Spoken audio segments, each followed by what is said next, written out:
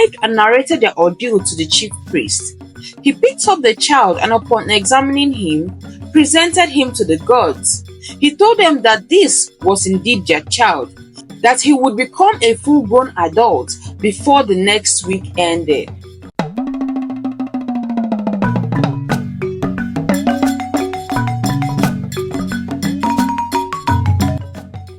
Once upon a time, in a beautiful community within a serene environment, lived a man named Taiwo. He was a renowned farmer in the village. Everyone knew him to be very adept at what he did.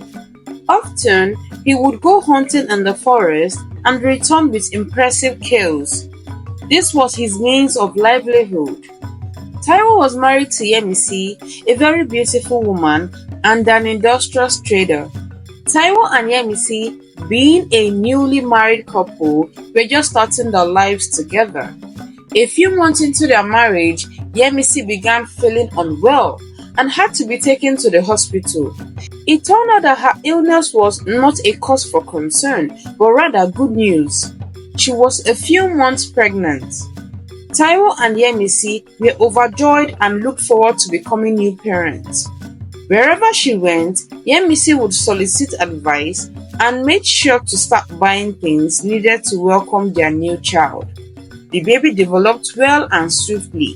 In the 9th month, Yemisi had her new baby, and their joy knew no bounds as they welcomed their new baby boy. He was very beautiful and bore a striking resemblance to Taiwo, with people often remarking how much the child looked like his great-grandfather, Sheung. They decided to give him the great-grandfather's name so his legacy would continue. After the emotionally charged day and amidst the baby's cries, they went to bed. Upon waking the next day, she couldn't find their baby in the crib. Instead, she saw a toddler crawling about. Yemisi wondered who this child was and kept looking for hers. She thought her husband must have taken him to be presented in front of the gods, but expected he would at least be back soon so she could feed her baby, as her breast had engorged and filled with milk. Yemisi felt the toddler in her home was very familiar as she picked him up and noticed he had the same features as their child, including a tribal slash on his face. Taiwo came home and asked about his son. Yemisi replied, saying she thought he had taken him to be presented to the deity. I woke up and did not find you and the baby, but this toddler here. I had to feed the child as he was yearning for food, and I don't know who left him here. Taiwo picked up the child and upon looking at him, recognized it was indeed their baby, already grown. He exclaimed in astonishment, "Ah, this is Sheung." She asked him what he meant, and he urged her to hurry and get dressed. They need to visit the oracle immediately. Without wasting much time, she did as instructed, and they both left with the child to visit the oracle. They arrived and narrated their ordeal to the chief priest. He picked up the child and upon examining him, presented him to the gods. He told them that this was indeed their child, that he would become a full-grown adult before the next week ended. This child is your late great-grandfather, whose life was cut short. He has come back to complete his mission here on earth, as he has unfinished business. You have a lot to face ahead of you. Chills ran down the spine of Taiwo and Yemisi, because this was the last thing they were expecting to hear from the high chief priest. And the chief priest warned them not to inform anyone about this and to keep it a secret between them, advising them to go home and watch how things would begin to unfold.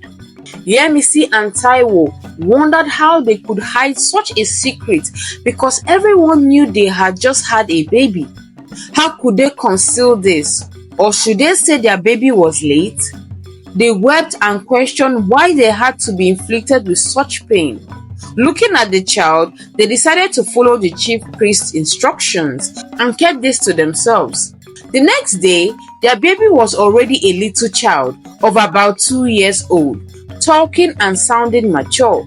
As he kept asking about his farmlands, which ones were sold and which remained, he told them about his childhood in his past life, which left them slightly scared. People were still coming to see the baby, but they made excuses like, "Oh, we just put him to bed. He doesn't like noise." Everyone said they understood and would try to visit later, hopefully with better luck. However, whispers had already started circulating as no one had seen their baby and wondered if truly they had a child or whether something awful had happened to him. Yet, no one could get to the bottom of the issue. Days passed and the child kept growing, becoming more astute and expressing a desire to go out. However, they did not want him to, so as not to draw attention to themselves before people realized what was happening. One day, Seun woke up as a teenager. These transformations were already making the couple scared, and they wondered how long they could cope. A nosy neighbor, Abimbola, came around while Yemisi was in the backyard spreading her already washed clothing. She inquired about the baby, following Yemisi into her home, stating she hadn't heard the cry of a baby after the day he was born, and asking if the child was okay. Yemisi responded, affirming her son was fine. In that moment, Seun came out and said, "Mom, I'm hungry." Abimbola, taken aback, remarked, "I didn't know you had a grown child." Yemisi quickly said it was her nephew, but Abimbola, unsatisfied with her response, pressed further, suggesting that Yemisi might not be telling the whole truth. Abimbola then said that this child looked so much like her husband Taiwo, that is there something she doesn't know, that she can confide in her, that no one will know. Yemisi said no, that there is nothing wrong.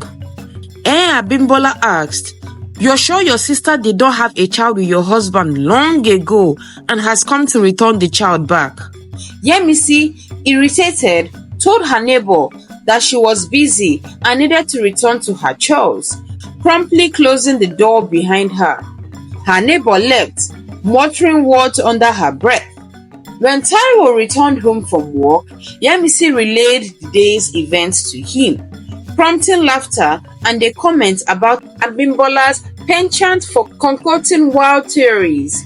He advised Yemisi to be more cautious in the future. Seun continued to grow until he reached his full height as an adult. 10 days after his birth, he took on his full appearance and features of the man he used to be. He then bade his parents farewell, stating he would return when his mission was complete to explain everything. Seun, looking at his grandson, said, "You have grown to be a big man. I am proud of you." Hugged both Taiwo and Yemisi and left. Taiwo and Yemisi hugged each other as they cried, now understanding that the joy they once had in expecting a new child was gone, as they were now childless. The couple struggled through their days, wondering how they would cope, while people kept inquiring about their baby, leaving them running out of excuses to offer. A week later, they received a summons from the chief of their community. Reports had reached him that no one had seen their baby since the day after he was born, and they were summoned to clear their names to ensure they had not used their child for ritual purposes. They received the news with panic and wondered what they would do. They couldn't divulge what the chief priest of the oracle had told them, so they began to think of what to say and decided on their course of action.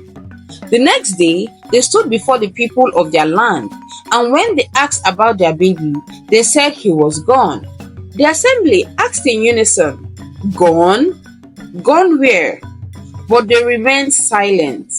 The chief of their land declared that this matter had to be presented before their king, and so the matter was escalated. The king, upon hearing their story, asked them the same question, and they provided the same reply. Abimbola, their neighbor, standing in the crowd, accused them. I knew it. I knew you had used your baby for rituals. You think you can deceive us? The king, taking the matter seriously, ordered them to be locked up and gave them 3 days to confess, or else they will be executed. The crowd cheered, agreeing with the decision, and Taiwo and Yemisi were taken away. Yemisi wept, questioning what she had done to deserve this, while Taiwo apologized, regretting that he had brought such pain upon her. She replied, bewildered at how any of this could be his fault, and expressed hope for a miracle, though she feared it might be too late. The third day arrived swiftly, and by noon they were brought out for questioning. This time, the chief priest was present. When asked again about their baby, they retracted their previous statement that he was gone, just as the king was about to order the execution. The chief priest intervened, ordering a halt and informing the king that what they had said was the truth, and that everything would make sense soon. Reluctant to defy the gods, the king ordered their release.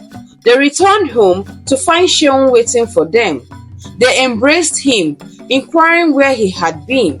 He explained that his mission was complete and that he had to embark on a journey of no return, finally finding rest.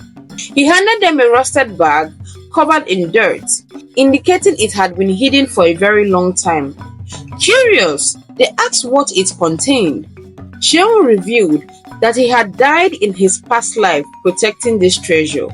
Upon opening the bag, they discovered numerous precious stones and were astounded. Taiwo asked his grandfather to clarify. Sheung recounted that years ago, filled with joy on the day his wife had given birth to their son, he had gone hunting in the forest.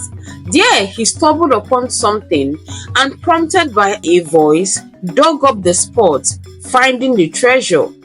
Unsure of its origin, he decided to bury it on his land. Worried yet unable to confide in his wife due to her preoccupation with their newborn, he confided in a friend who inquired about the treasure's location.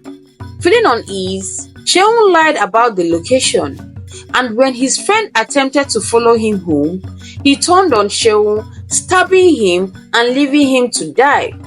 Sheung's spirit had been restless, unwilling to let his descendants suffer when he knew of the wealth that could benefit them, leading him to seize the opportunity to return to life through his birth. The revelations left them in shock. Taiwo inquired about the friend's identity, and Sheung disclosed that upon visiting his house, his friend, struck by the sight of him, died of a heart attack. Sheung bid them farewell, cautioning them to keep the treasure secret and to be wary of whom they trusted. With heavy hearts, they watched him leave, then went to secure their newfound wealth. From that point on, they lived a life of luxury, though rumors persisted about their sudden fortune and whether they had indeed used their baby for ritualistic purposes.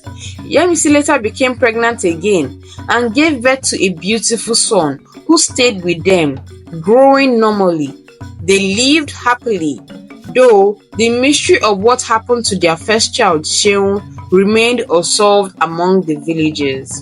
The lessons to be learned from these stories are: not every piece of good news should be shared with everyone, as not all rejoice in your success. Silence can save you from many troubles. Additionally, it teaches the importance of cautious trust, reminding us that not everyone has our best interest at heart. Thank you so much for watching till the end. Please click on the subscribe button to support us, turn on the post notification to get notified when I upload a new story, like, share, and comment your thoughts. Till then, bye!